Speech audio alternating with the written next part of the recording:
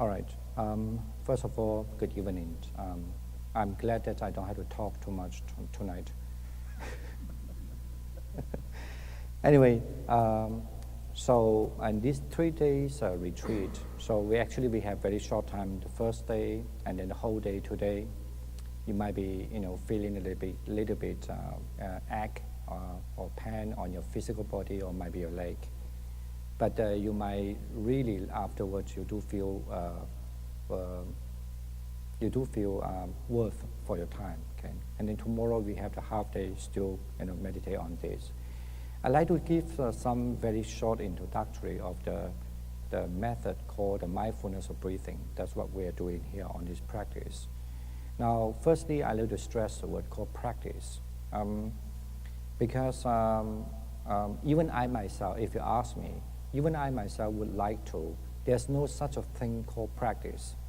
There should be just such a thing called, when I hear something, if I understand and comprehend, I will become the Buddha. Okay. I even hope that way, but unfortunately this is not true. Okay. Because no pain, no gain. Okay. If you really want to gain something, you really put your effort and you need to try to work on it again and again. And this is what the Buddhism called a practice. The original word would be called, perhaps if you write to translate in more literally, would be meditation, meditate. So the original word would be the bhavana, okay? Even though in Chinese, normally translated as 修行, okay? So, but if you look at Sanskrit word, the bhavana surely means just meditate, okay? But I also do not mean that when we say the meditation, it's only restricted in one posture, the posture so-called the sitting posture. But in actually meditation, usually we divided the meditation posture as 4 kind of postures. One is that while you're sitting, one is while you're walking, and then one other one is while you're on a static position, and also another one is that while you are actually lying down. The good thing is that while you're sitting doing meditation, it's much easier for you to focus. Even though you might feel the butt pain, your leg aching, but your focus much easier to develop your focus while you're sitting. But while you're doing your walking meditation, you do find that it's much easier for you to develop your mindfulness, your awareness, okay? Because you have to learn to aware the movement. And that awareness and the movement will help you very much while you're doing your sitting meditation too. Because you need to be sitting not just to learn to focus, but you'll be able to aware. To aware, for example, people telling me, I aware there's a sound, I aware that my mind thinking something else, and I aware that I'm not happy, and I aware many, many other things. But some people, when they have a misunderstanding idea or wrong idea, they thought, oh, because I aware this thing, it could be bad. It's not. The awareness itself is very important, because you at least keep yourself you always keep yourself in the safeguard, kind of like, to check, like always checking point whether you are still on doing your meditation the right way or not, with regard to the mindfulness of breathing meditation technique, right? So, but if you aware that, of course, then the mindfulness, the awareness not only have the function as aware the thing happened to you, but also has a function of keeping your mind on the object. For example, when I hear the sound, I know I hear the sound, and I want my mind, to keep on the meditation on my breath, for example, then you will stay with the breath. That is awareness. Then if that is awareness, what is the focused, or what is meant by the concentration of focused? The word we used as din, or it means the samadhi, or what does it mean? Okay, so the samadhi or the concentration means when you've been able to let your awareness on the object without the distraction, by that nature is called the concentration. Okay? So concentration, you could be easily defined it as mean without distraction. It means the focus. It means the concentration. But look at this. When we practice this method called the mindfulness of breathing, The word is mindfulness of breathing, or you can translate it more modern term, awareness of breathing, right? Because the word anapana sati or anapana smriti. But the word sati in Pali, this word smriti in Sanskrit, in Chinese called nian, but in English usually we translate as mindfulness or the awareness. So it didn't say the concentration, it said on the awareness. In other words, you need to keep your mind, you need to keep your awareness, you need to keep your mindfulness on the breath. That is why I call them mindfulness of breathing. Understand? So when you can keep your mind on the breath, then I also mentioned in the earlier time for the first day, like yesterday, that you can have many ways to practice in order to have the dhyana or the jhana in Pali, dhyana in Sanskrit. Okay, I don't want to translate the term. In other words, it's something that is a mental state which is normally beyond the normal people mental state. And then when you are in that kind of mental state, what that will be, then you will be able to uplift your mind on a kind of different mental state that you only feel nice, calm, focused, and then also you feel, kind of like, maybe like flying, just a nice feeling.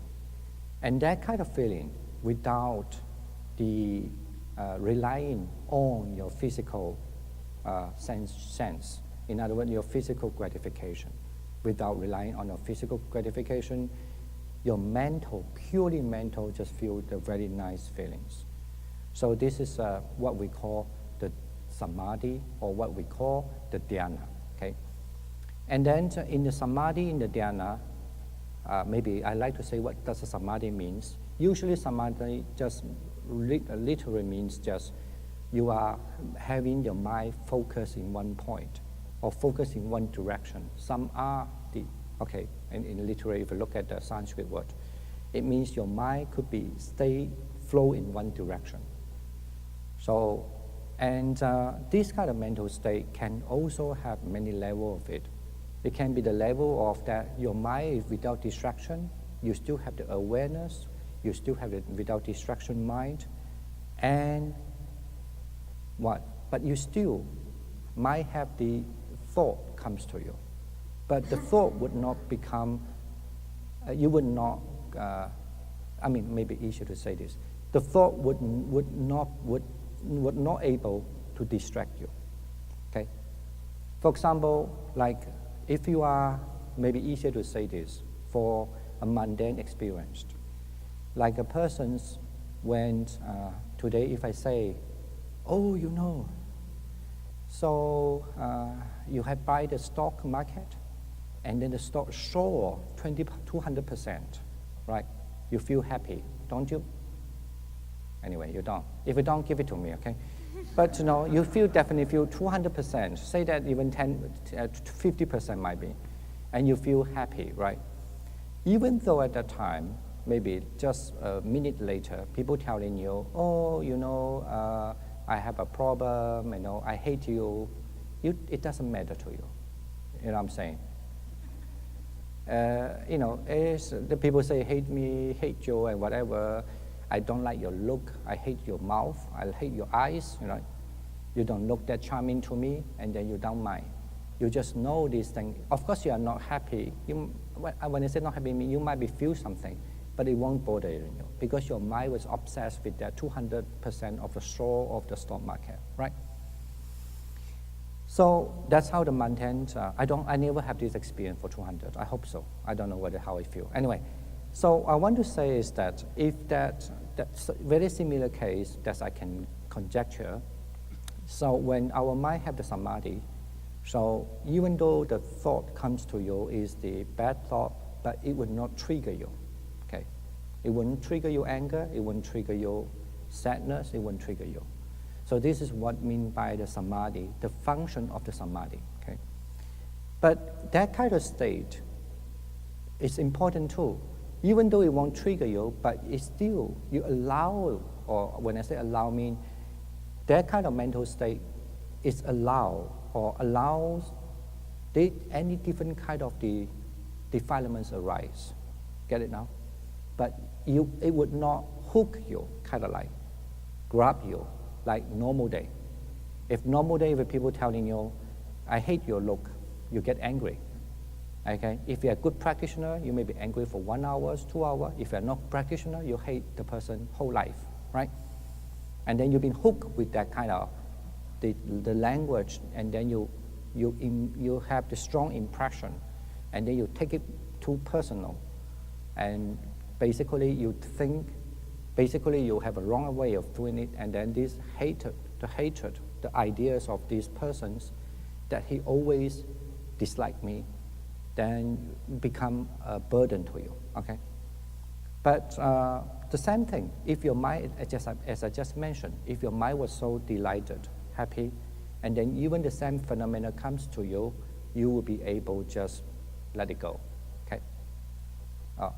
Now, this is a kind of samadhi, but then another type of samadhi is much more deeper. It's like what we just mentioned today in the Q&A a lot. So when people practice more sincere, and even though how slow they go, that's fine, but they just follow the path, okay? Slowly approaching to the destination. That's what we say. If you follow the first method or second method, if you just approach that, you definitely will see the sight, what we call the nimitta, appear, right? And then when you're able to use the nimitta to enter the jhana, or the dhyana in Sanskrit, and then the mental state will come to a different kind of state, even though, like the first dhyana, for example, even though you want to arise some thought like, I hate that person, for example, or I dislike that person, or maybe you arise that, look at that guy, that she always thinks she's beautiful, she's not, like this kind of, it could be jealousy, it could be any ideas. But this kind of what we call the defilements, or the bad ideas, even though you want to arise on that kind of first jhana, or what we call the dhyana stage, it would not allow to arise, okay? You have to try very hard to hate a person in that kind of mental state. Now, the same thing, just like when you have, I cannot imagine this, but when somebody, perhaps like when somebody in the daily life, one day they, let's say people try very hard and to get something, to be success in something. And suddenly, they, for example, like in a school, and then they graduate, right? And they graduate, or when it's a graduate time, so even though the people tell you, I don't think you deserve this, whatever, I'm talking about in an idealistic way, and then you still feel, and then you feel, even though you want to hate that person, but it doesn't matter, it won't arise, okay? So that's mean by the people having the jhana. So like the first jhana and the second jhana, the deeper jhana you have, the stronger kind of immune the immune from these kind of defilements, the bigger, okay? So that's what the jhana, one of the good things of the jhana. And in order to get jhana, you can practice many other methods. But this method is one of the methods being prescribed by the Buddha, and which is also in general believed to be one of the easiest, or I don't know, some people say it will be easiest method. But in any way, it's the most popular if you want to practice for the jhana, and it's much easier to learn the method, okay? Let me just say something first in the text, which I put it here because I don't want to be forget. Basically, I mean, once the Buddha said, so, O monk, this mindfulness of breathing and this kind of samadhi, okay, I just mentioned what samadhi is, mean a kind of mental state which is really, really helping you without distraction, okay? And this kind of samadhi, when you practice again and again, and you practice again and again, mean you practice more and more, it truly will become the word called sando, and then jeva panida. In other words, mean it will become very calm, and then it will become very superior. In other words, mean very special. Panida means very special. So, and it's purely just live happily. And not only that, and it will against or it will counteract with anything which is evil, not wholesome. Those kind of phenomena will disappear and it will be appeased, will be settled out, basically. And after the Buddha said that, and he say, so the monk, okay, what are these, the samadhi of practicing this mindfulness of breathing? And what does it mean by practice again and again?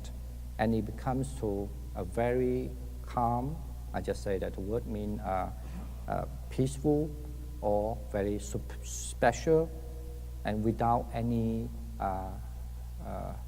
it's pure, without any mix, like it's pure and then you can stay happily. And even it will, all these kind of bad defilements will not arise. So that's why he said, then the Buddha said again, oh monk, so if the bhikkhu, if the monk go to the very quiet places like here, aranya, it means quiet places, or they go to under the tree, or they go to any empty space, and then they do the cross-leg and sitting, upright the body, and then this is what I want to say, and then put the mindfulness right in the front. So, okay. In the Pali, it's called Parimukhan, Satting Upattabetwa, having placed the mindfulness on the front, okay, if you look at the Pali word. So, and then, and this monk, he will be mindfully know the in-breath, mindfully know the out-breath. And then now I'm not going to explain more now. Then the Buddha started to give in the Buddhist text, then you know there's a long breath, then you know there's a short breath, and so on, okay? Now, from this statement, I just want to stress on a few things. The uniqueness of this method, one of that is that if you practice this method again and again, it can change your, it will give you a kind of charisma, okay? What kind of charisma? Very calm, very, very calm and very, how to say, confident charisma. Usually people, this is how when we were younger, remember, we always see the people, we know what kind of practice they are. If the people come in your place, at least especially for the whole week, he was practicing the mindfulness of breathing, he usually looked very calm and sit very upright.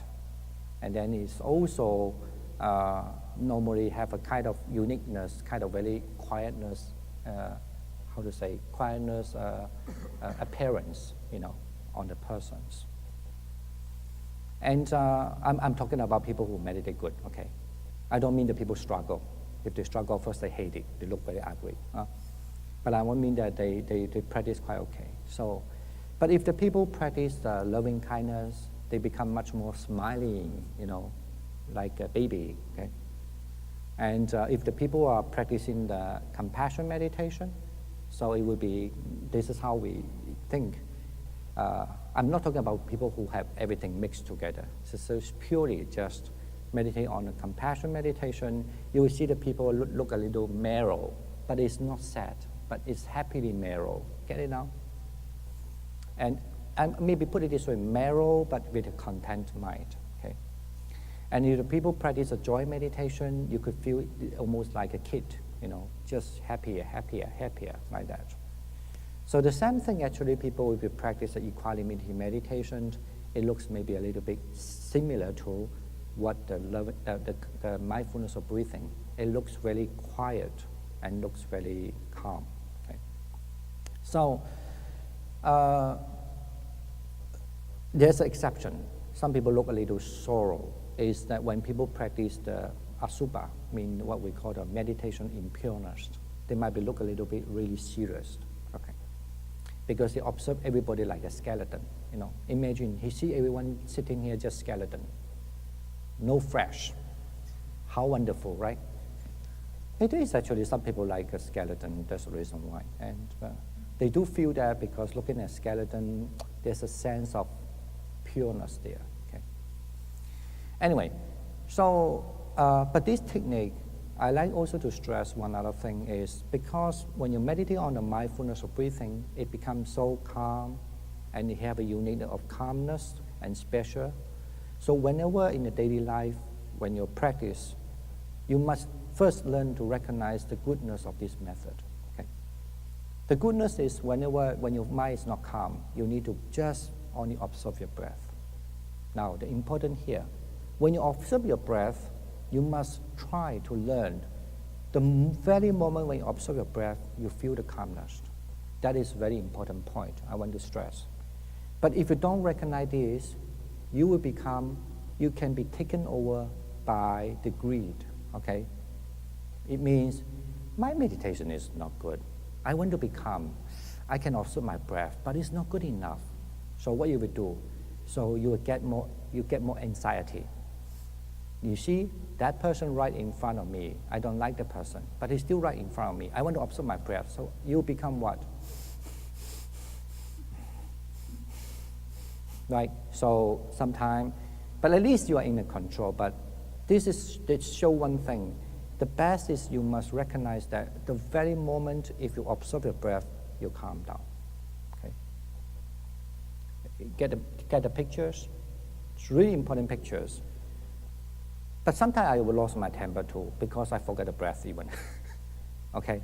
But if I remember the breath even at least, or when I have so many distractions in my mind, if I still remember my breath, I will just only focus the breath. The right moment I should recognize even just 1 second or 1 moment when I observe the breath, I feel calm. And you need to learn to retain the calmness and the special quality of the breath. Get it now? I think that's, I'm not sure whether you understand what I mean, but try to remember this, and then you'll know. So in other words, do not take it this way, that always try to regret yourself. Like, oh, yeah, you see, the other people, they can meditate and know the touching point. I still don't know the touching point, so I don't have calm. So this is a wrong idea. Okay, get it now? Hello? Yeah, I want to stress this. It's a wrong idea. The very moment if you recognize the breath, you should be calmed down already. And the other thing you need to remember also when you, in terms of practicing this mindfulness of breathing, even in the Buddhist text, in the Samyutta Nikaya, mentioned that also when you meditate on the mindfulness of breathing, as if like, there are 4 directions, like there are many carts. In old days, there's a cart, like in India nowadays still. Anyway, there are some transport vehicles crossing by with the dust, right? Then the dust flying on the sky. But the dust mean the defilements. Your anger, your hatred, your jealousy, your all sort of bad thing, evil thing, all sort of negative thing. So those that represent the dust. But the mindfulness of breathing, if you can just only observing the breath really rightly, when I say in the right way, rightly, not with a greedy mind, but just rightly. And then the very moment, it will just like the rain fall down, right? The rain fall down, when the rain fall down, the dust will not fly. So this is also one of the simile actually being presented in Samyutta Nikaya. So to tell you that how important the mindfulness of breathing is about, okay. However, I like to also say some of the things that even though after encouraging you practice, but you still have to know the risk, okay. When I say the risk, at least this is I myself like to talk this too. At least this is my own experience. It doesn't represent any Buddhist text, it doesn't represent anybody. So it's sometimes I also in my past when I met people, including myself actually, I'm not going to talk other people, but including myself. So if you do not learn other way, so that's fine, maybe fine, I don't know. But you have to be very careful about, sometimes because you really like this kind of calmness and quietness and this kind of special quality, as if like the defilement would not arise, right? I just said that already because the Buddha said that when you can meditate on this, the defilement will be calmed down, just like a rain fall down, and then all the defilement would not arise, right? Of course, that kind of wonderful feelings, you might like it. With this technique, sometimes it can be a kind of greedy. You want this kind of state, stay there all the time, and you have no way to learn how to deal with it. Then it could appear, I want to say it could appear that you become a very selfish person, selfish, because I don't care what you are. I just want myself to be quiet and calm. I'm too busy. Don't bother me, right? If the people calling you, I need help, can you help me? No, I meditate now, okay? And especially people who have family, or especially people in a community, that can create a lot of problem, right? And especially people don't understand you. So that's why I always suggest that if that really happened to you, please have a second thought, okay? If you think your meditation is so important, you tell them, can you give me 2 minutes? Okay, let me finish my meditation, I will go, right? Never say, I'm meditating now, I'm busy. And also, could be happen. I saw a lot, okay? I have seen a lot. The second, we must be also aware, is also sometimes, because this method is so internal, right? Almost had nothing to do with other person. It's complete internal. That's why, because it's so internal, you could be easily fall into, as I just say, a similar attitude that you only concern I. I'm talking about in terms of people who are not very good in this technique and whole technique. They maybe just start to learn. So, and then people will misunderstand the wonderful of the technique. Okay? And the same thing, because when you're greedy, it becomes so, because you want the quietness there, you want the calmness there, sometimes you don't get it, right, at time. This is how the life is. So when you don't get it, the more you want it. You don't get it, the more you want it. You have to be aware this situation could happen. I don't know who you are, but I usually associate with people who might be practice also. And that's how you'll be wonder why some people, sometimes they're so nice, sometimes they're so angry, okay? They're angry because their mind is still attached to that, that quietness, the calmness they have. Okay? Now, can it be solved? Of course, it can be solved by many ways. But as I say, firstly, just to talk in terms of the mindfulness of breathing as a technique, as a method to solve the problem, you need to recognize the moment when you are observing the breath, you should be calmed down already. Remember this word. Okay. And if you carry this kind of understanding, it helps you a lot to solve. Even though this method looks more internalized, not internalized, it looks more like internal practice, but that will solve your defilements. In other words, let's say people may be disturbing you. You think that people disturbing you. I'm busy, why you want to ask me to do that?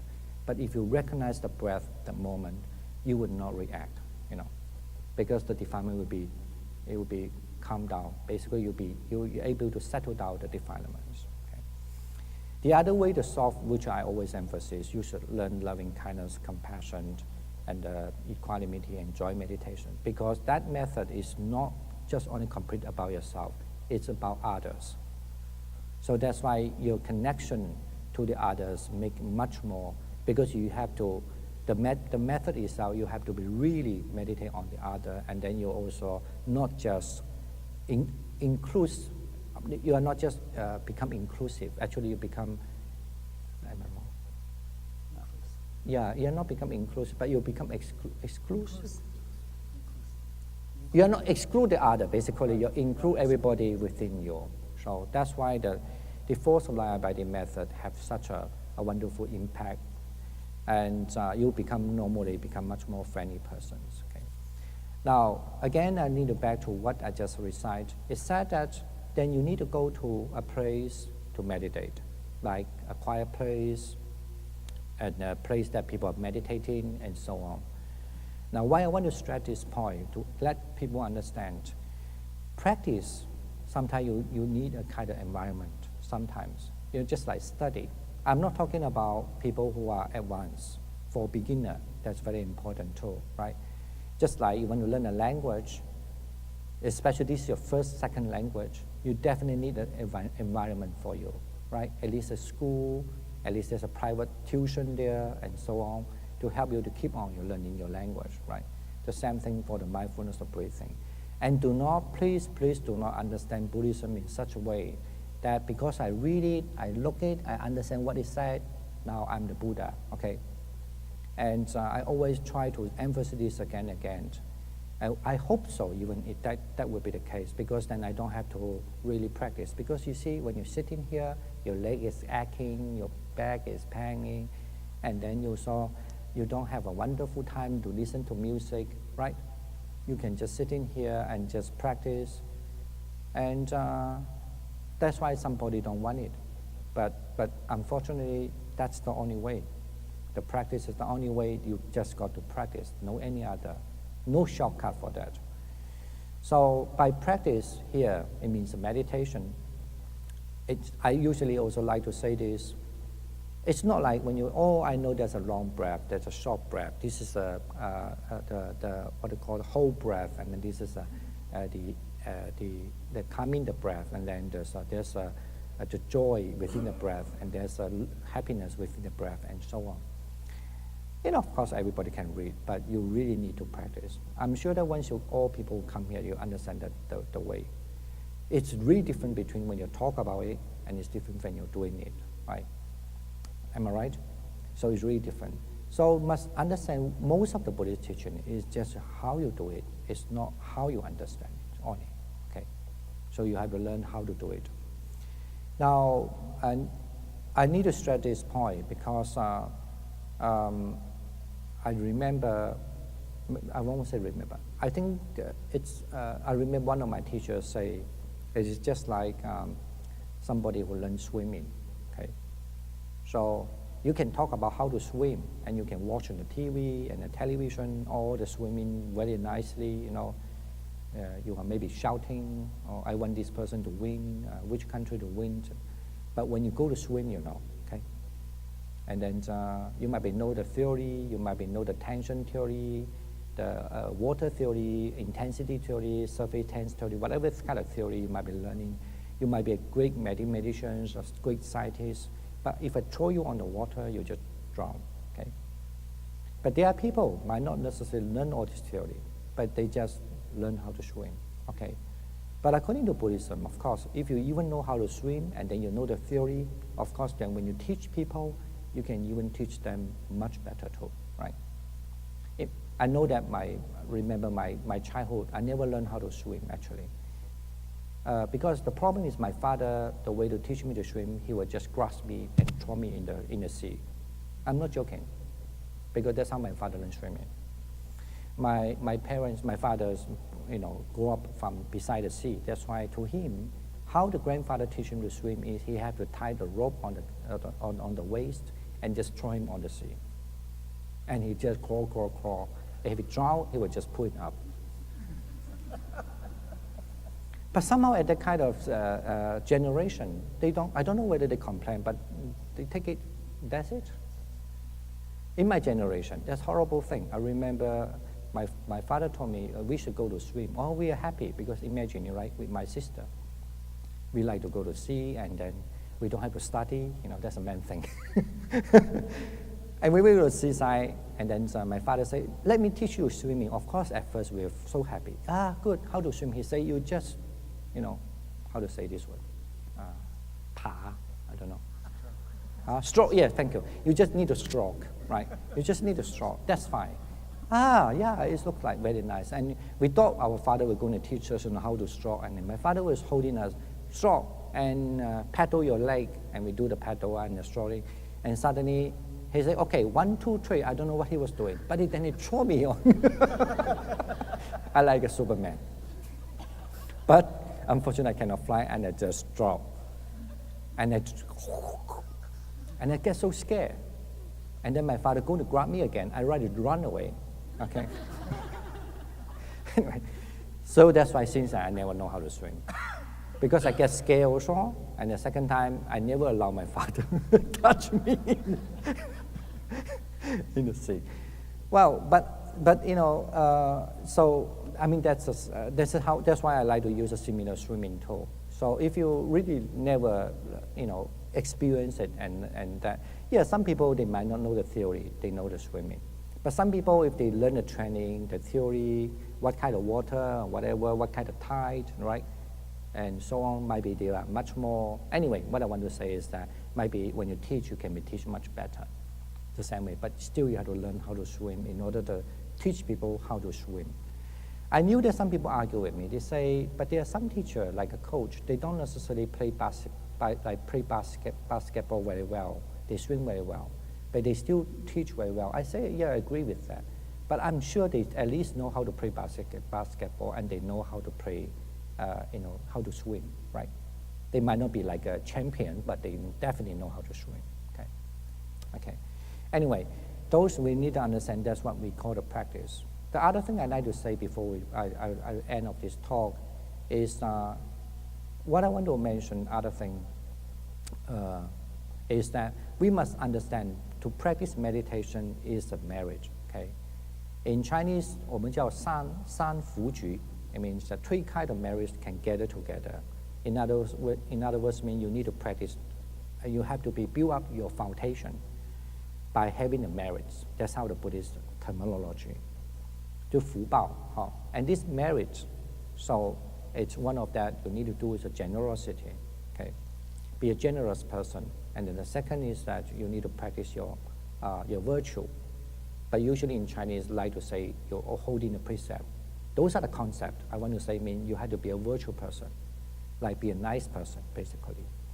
And then the third one that you have to get your merit is by practice. Okay, why? Because when only you meditate, you know your in-breath, at least you know your out-breath, you know your mind steady or not, and you know very well in your life that sometimes you create problem because your mind is not steady, okay? And sometimes you can be a beach, okay? Don't think that always you are always like a god, no. Sometimes you can be out of control, maybe.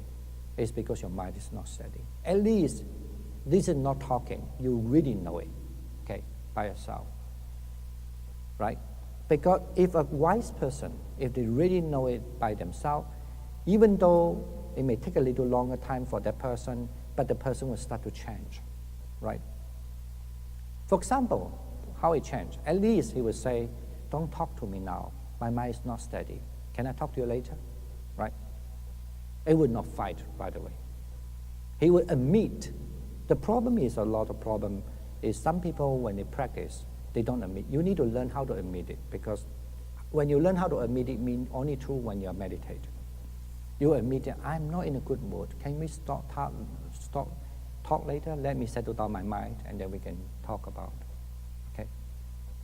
So that is, in other words, mean because meditate is one of the technique that you need to confront to yourself, right? Like your pen is there. My mind cannot focus, it's there.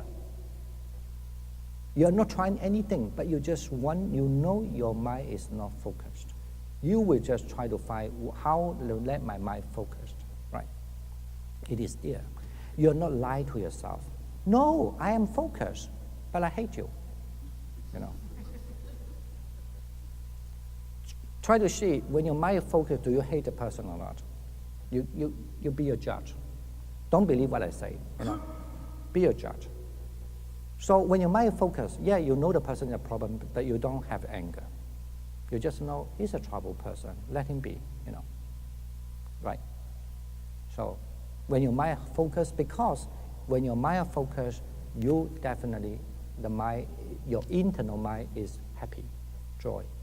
Just like I say that example, your stock market has grown so up, so high, you don't mind. But of course, it doesn't mean you're a bright person, you're clear, you know what's happening, but your mind will not be angry, okay? So this is something you can lie people, and especially you can lie to yourself. Now, one other thing before I end, I'd like to say, for practice is one other thing I also recognize.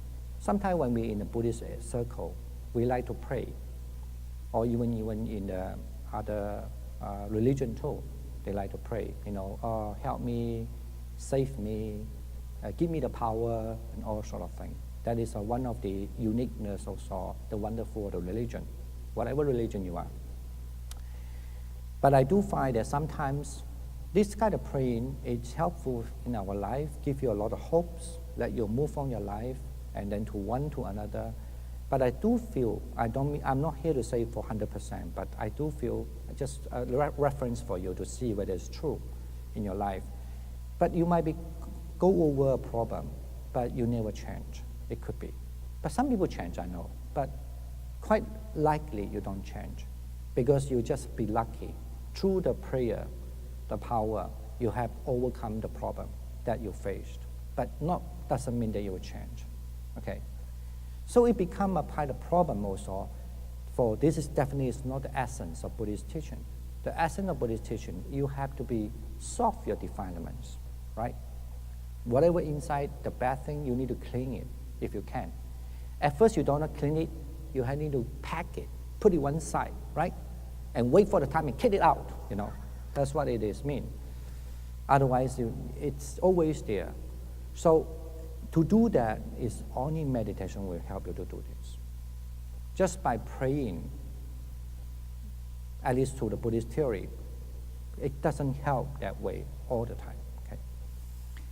So in other words, for meditation, sometimes when you meditate, you might feel a little discouraged to yourself. You might feel a little, basically a little disappointed to yourself. Please do not have this kind of idea.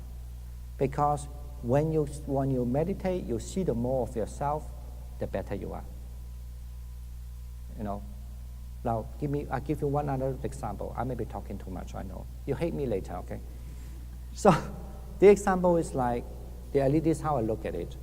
You see, I used to live in the Asia country, and then afterwards, I moved to England to live there. Of course, it's a very different environment. No, actually it was wrong. The first Europe country I live is in France. Imagine, wonderful, everything is so wonderful. The food is wonderful, the weather wonderful, because I went there during the fall season. And because I used to learn French in those days, so I also love the language, like a beautiful language, like singing all the time, like this, okay? I'm sorry, I don't mean that in a bad way, okay? Really in a good way. So it's wonderful, right? But then when I visited France, and then I go to, because at that time I lived in Sri Lanka, so the first stop actually I live in abroad, leaving Sri Lanka, the first place I live is in France, before then I moved to Taiwan.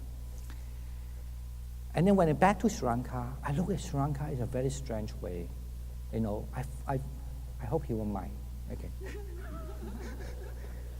when I back to Sri Lanka, I found that Sri Lanka, the temple is full of ducks on the ground. And then you can always see this dust, hiding behind here and there. The ducks, the dirty thing. The same thing actually this time, even when I go to China too, they maybe build a very big building, nice, but if you look at the corner, everywhere it's broken, something so funny. In other words, you change your perception looking at the thing.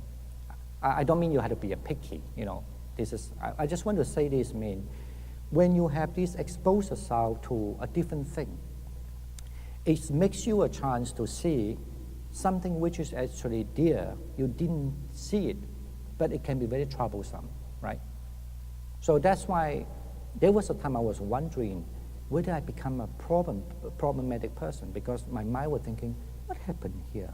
How can the people put, I usually find it's very hard to believe. My room is very messy. It's fine, because this is my room, But it's very hard for me to see if I have this thing and then it will just hang in like this, For example, I find it, how can that be? What is the deal? No, not a big deal. Is this there? And I can tell you totally, never happened in France in public for sure. Okay, just hang in something like this. But I want to say this it's the same thing when you do meditation. When you have started to have much more mind, sometimes you deal with the problem, you see the problem, you started to recognize the problem there. It is a good way for you to be arranging your mind in a good order. Okay. In other words, even we meditate, sometimes we are not comparing, oh, I'm a good meditator, you are a bad meditator. No. It's important that, because everybody have to settle down different things first. Okay. Somebody may be, actually, they are very good at something, but they are not necessarily good at other things. Now, what I want to say is this. For example, if a person has a less doubt, he is a very faithful person. Not necessarily he is always nice. He's just a faithful person. And when he meets a teacher, and the teacher teaches him to teach, for example, like this mindfulness of breathing, he can be easily meditate better than other. Okay. Now, the thing it is, even the person meditate very well with that, but if he's not going to see his mind, okay, his bad habit still can come to him. Okay. For example, if that person, because he's out of the faith to the teacher, however, he's a very proud person. Okay. And this proud will always stay. I mean, when a proud means in a very strong degree of proudness, the strong degree of proudness will come to him. Like, in front of a teacher, of course, because he have the faithful, he complete surrender. But when the teacher is not there, he change another person. You, right? But in front of a teacher, teacher, how are you? Right? Okay, it can be. But then the other person, the character is not this kind of person, because he always read a lot, or maybe have a different character. So he might be at first, even though he meet a teacher to learn, he might be struggle a lot, but he's getting it into. But you will find, even though he might not have a good meditator, looks like a good stage at the moment, but even though he will be the way to treat the teacher and treat everybody the equal same way. You know what I'm saying? Right? Okay? Right? So there's something there you need to think about why. And in other words, not only to think about why, I want to point out one thing is, what is the real importance of practice? Even including myself. Actually, I'm not talking this addressed to you, even addressed to myself too. The real importance of practice is that you need to, at the end, to have to cut off your all defilements. It's not how powerful, so-called, you have the supernatural power or what, but it's all about how nice. That's why the Buddhism always back to talk about, or back to this virtue, whether you are the good virtual persons. Okay. All right. Because only when you're always, when your defilements are really moved away, then you definitely is a good virtual person. The last example is I just mentioned, like a hall. Maybe in this hall, for you guys, you think it's wonderful. Okay. But if you've been to many places, look at how the hall can be. If there's a possibility allowed, I mean, if you're allowed to do that, you could do it better, right? But for the people, if they always stay here, they don't want to look, they don't want to learn other things, they will think, maybe sometimes they will do what? They will put more things here and become very clumsy, the place, right? They still think it's wonderful. They cannot see actually become messy, dirty, and so on, right? So that's why the same thing, if your mind, if you learn to check when you meditate, always purify your mind, when your mind is good, what kind of thing is not there? When your mind is not good, what kind of thing you come into? This is all about meditation. And you can recognize that, then you will let your mind become much more beautiful, much more powerful, and also the beautiful not only just benefit to you, you'll be really, really benefit to the others. In other words, you will not create a problem to yourself. And I would say that's even more important, you don't create a problem for the others. Right? So this is actually the end. Even though in this technique, at the moment, I stress about you must have the nimitta or you have the jhana, but still, please don't take that as the way in meditation, okay?